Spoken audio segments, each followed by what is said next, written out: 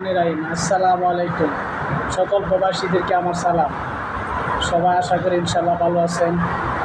সবার কাছে দোয়া এবং কামনা। বাংলাদেশে আমাদের পরিস্থিতি যে সরকার করে রাখছে, যে নেট বিচ্ছিন্ন করে রাখছে, আমাদেরকে বঞ্চিত করে রাখছে পরিবার থেকে। জানি না ওরা কোন হালে আছে, কী অবস্থা আছে, আমরা এই পর্যন্ত কোনো খবর পাই নাই। আমরা বাংলাদেশের ব্রিটিশ যুদ্ধ হয়ে আমরা কোনো সুবিধা পাচ্ছি না, এবং সরকার, এই স্বৈরাচার সরকার আমাদেরকে এর থেকে বঞ্চিত করলো। আমরা ধিক্কার জানাই।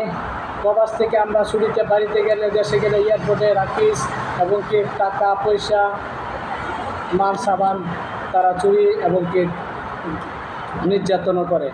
আমরা একটা আবেদন করছি সরকারের কাছে, এই সরকার পতন হওয়ার পর নতুন সরকার আসলে ইনশাল্লাহ আমরা দাবি ধিক্কার জানাবো। এই সরকারের পতন হলে, নতুন কোনো সরকার ইনশাল্লাহ আমাদের দেশে পতন হলে আমাদের প্রবাসীরা যেন সুবিধা এবং কি সব দিক দিয়ে সুবিধা পায় ইনশাল্লাহ।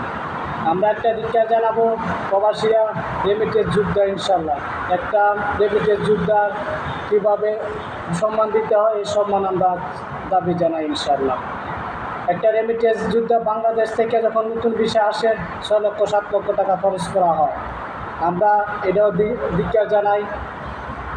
ভবিষ্যতে কোনো প্রবাসী যদি কোনো বিদেশ কেউ আসতে চায়, তাদের টাকাটা 6 লক্ষ থেকে কমায় 3 লক্ষ থেকে 2 লক্ষ টাকা পরিমাণ করা হোক, এটা আমাদের দাবি ইনশাল্লাহ।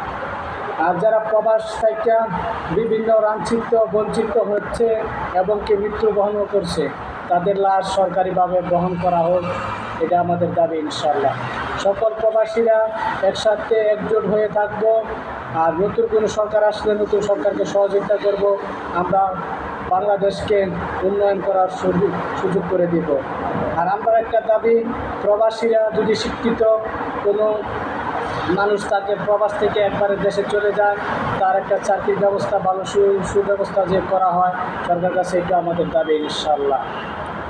এবং কি যারা প্রবাস থেকে ঋণগ্রস্ত হয়, তাদের প্রতিও যে সহযোগিতা থাকে সরকারের, আমরা এটা দাবি ইনশাল্লাহ।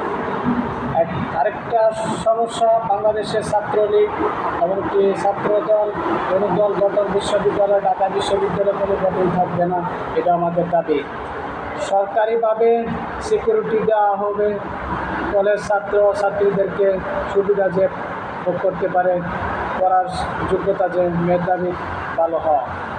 এবং কি কোনো সরকারি দল কোনো চুরি ডাকাতি বা কোনো নির্যাতনে করে কোনো মানুষকে, বা দেশের যে কোনো আনাচে কানাচে গরিব মানুষের হক কেড়ে নেওয়া হয়, এটা সরকার যে তাদের কঠিন বিচার আওতায় আনা হয়।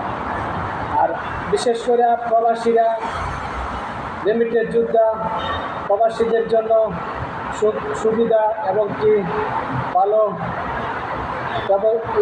বিয়ে করে যাওয়ার একটা ব্যবস্থা করা দেওয়া হোক আমাদের।